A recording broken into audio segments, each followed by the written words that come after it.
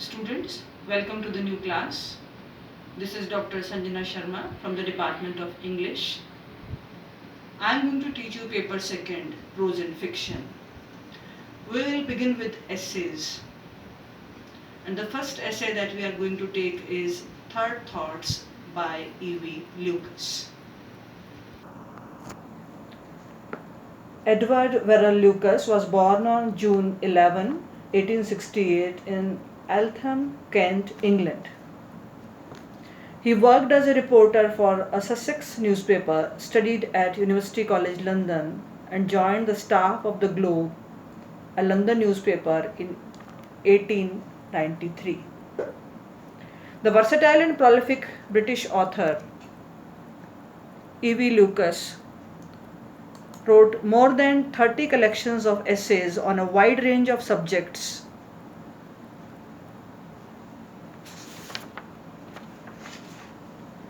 He received an irregular education before starting work at a bookshop in Britain, where he began to read widely.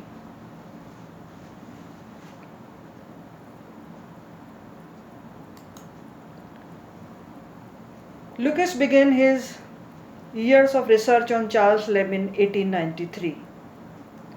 Among the results were his collections of the letters of Charles and Mary Lamb and the biography of the life of Charles Lamb that was published in 1905.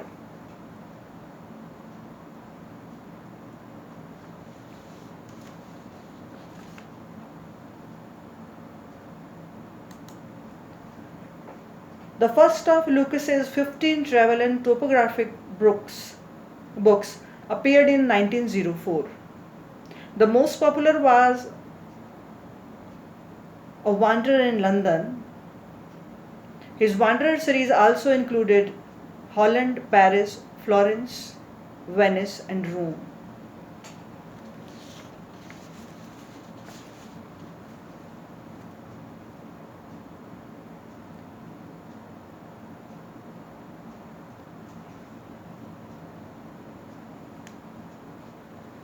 His light and urbanly fluent style, which he claimed to have developed by translating Maupassant, was adequate to essay on a remarkable range of subjects.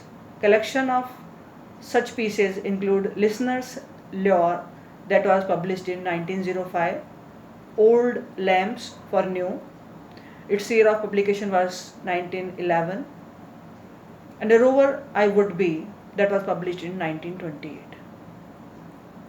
He also published introductory studies of painters, among which are Vermeer of Deft, 1922, and John Constable, the painter.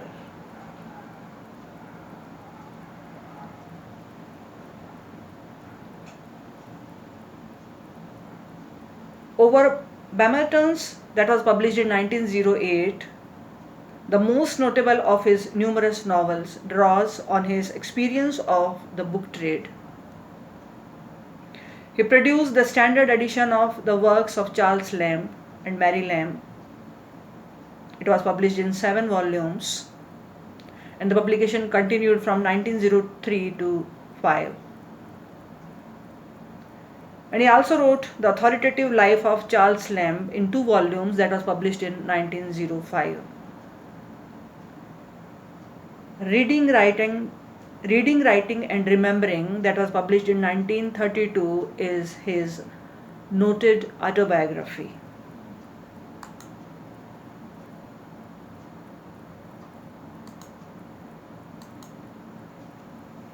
Now we come to the essay. Students, the essay that are there in the syllabus for BA Part 2 are from the same book that you had in your BA Part 1, that is English Essayist, and the book has been edited by Sushant K. Sinha. You already have got this book, and I am giving some shots, some photos from the text, so that you don't have a problem in understanding the text. properly. So I will begin the essay Third Thoughts. This story was told to me by a friend. It is my destiny. Now the friend of the author is narrating the author his own experiences. It is my destiny, said he, to buy in the dearest markets and to sell, if I succeed in selling at all, in the cheapest. Usually, indeed, having tired of a picture or a decorative article, I have possibly to give it away, almost to make it its acceptance by another a personal favor to me. But the other day was marked by an exception to this rule, so striking that I have been wondering if perhaps the luck has not changed and I am, after all, destined to be that most enviable thing, a successful dealer. It happened thus. In drifting about the old curiosity shops of a cathedral city, I came upon a portfolio of watercolor drawings, among which was one that to my eye would have been a possible Turner, even if an earlier owner had not shared that opinion or hope and set the magic name with all its initials so often placed in the wrong order beneath it.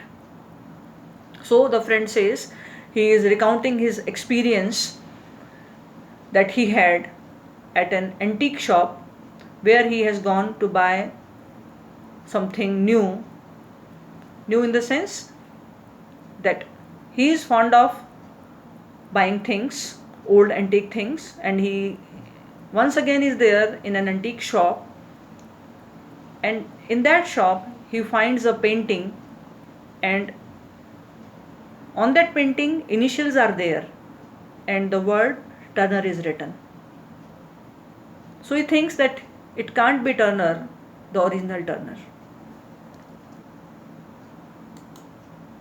So he makes questions to the shopkeeper. How much is this? I asked scornfully. Well, said the dealer, if it were a genuine Turner, it would be worth anything, but let us say 10 shillings. You can have it for that, but I don't mind if you don't, because I am going to London next week and should take it with me to get an opinion. I pondered. Pondered means thought. Mind you, I don't guarantee it, he added. The shopkeeper said that I am not guaranteeing this thing, that this painting is by Turner. I gave him the 10 shillings. So the bargain was done. The friend purchased it at the cost of 10 shillings. By that incredible means, I found a purchaser for the drawing at £50. There is no need to tell for the point of this narrative. Relates not to the bargaining with collectors, but in bargaining with my own soul. The astonishing fact remains that I achieved a profit of £49.10 and was duly elated. I then began to think.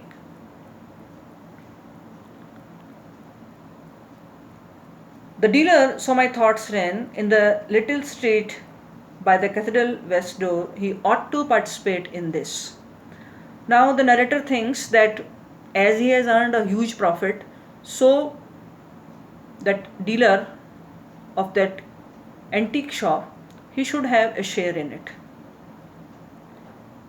He behaved very well to me and I ought to behave well to him. It would be only fair to give him half. He ponders that the dealer, he behaved very nicely.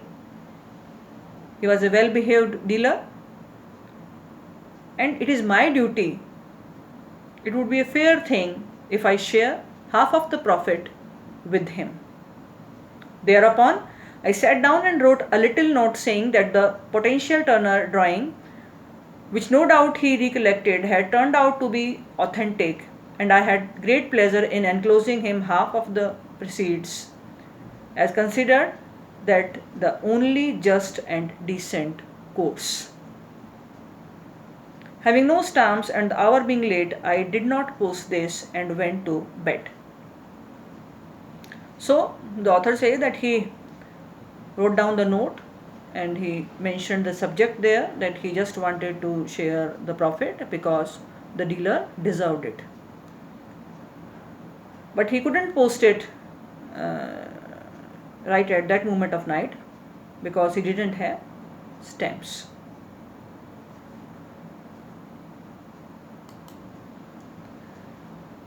At about 3:30 a.m., I woke widely up, according to custom, began to review my life's errors, which are in no danger of ever suffering from loneliness. From these, I reached, by way of mitigation, my recent successful piece of chaffering and put the letter to the dealer under both examination and cross-examination. Why? So my thoughts ran, give him half. Why be quixotic? This is no word for quixotry. It was my eye that detected the probability of the drawing, not his. He had indeed failed, did not know his own business. Why put a premium on ineptitude? No. A present of, say, £10 at the most would be more than adequately meet the case. So, late in the midnight, or rather we should say early morning, author wakes up and now he once again thinks about the happenings of the previous day. And he thinks that what is the need at all that I should share the profit with him. It would be a foolish act on my part. It was me who could detect that the painting was by Turner. He was an inept fellow. He couldn't detect it. So why should I share this thing with him? So he decides that there is no need to share half of the profit. £10 would be sufficient. Sleep still refusing to oblige me, I took a book of short stories and read one. Then I closed my eyes again and again, began to think about the dealer.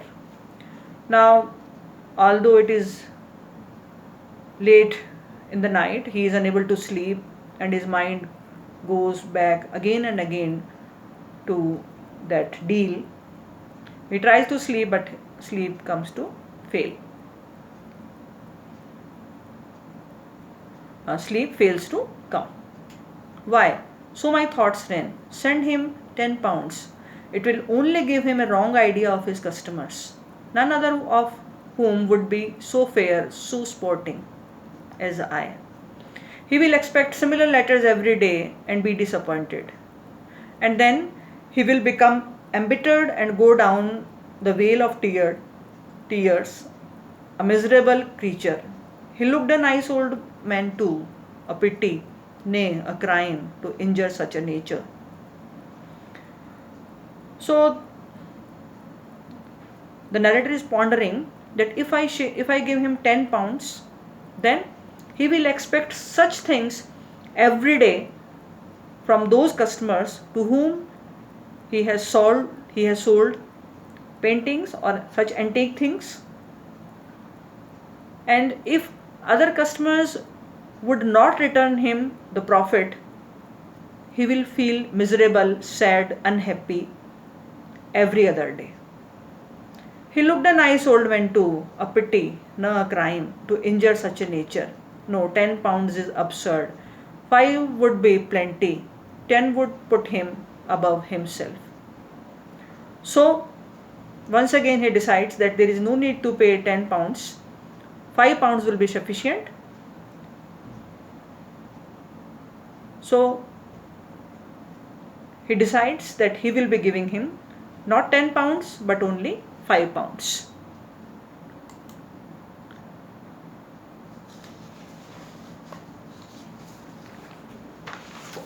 So, as we have read this essay, Third Thought, by Lucas, in which the writer is narrating an event that took place in the life of his friend. The writer narrates chronologically how his friend went into economic slum regularly in his business, how he got unexpected profit, and how he again failed in the world of business. In the story, initially, the writer tells why friend turned into an unsuccessful businessman.